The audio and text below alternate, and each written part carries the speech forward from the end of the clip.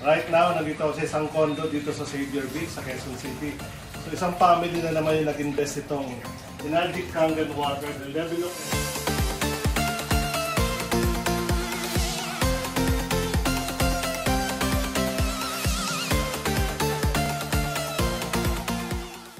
Hi, good afternoon or good morning or good evening kung saan mo man napapanood itong video na to. So, right now, nandito ako sa isang condo dito sa Xavier Beach, sa Quezon City.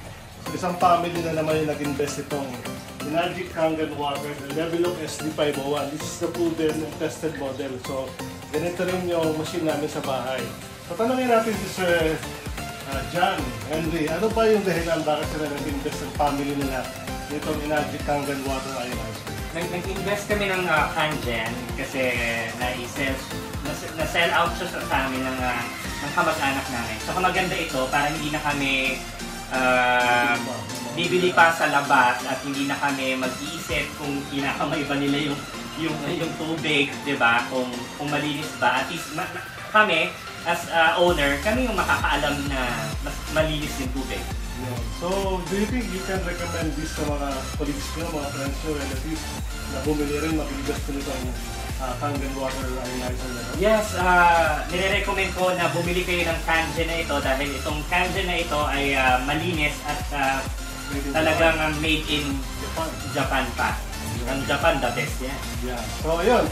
So, kakatest lang namin ng tubig na lumalabas dito. Actually, uminom na rin ako. Ang kulay niya is purple.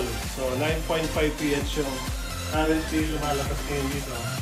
And para patunayan sa inyo na talagang fresh and healthy Kangen water siya, kasalok ako dito. Yan. So, makikita nyo may mga tiny bubbles siya. So, iinumin ko ulit siya. Manamis-namis. Ayan, so kung wala pa kayo nito, maglalagay ako ng website dyan sa video na to and visit nyo lang. Tingnan nyo kung pwede ito sa family nyo, sa bahay nyo, sa office nyo. God bless.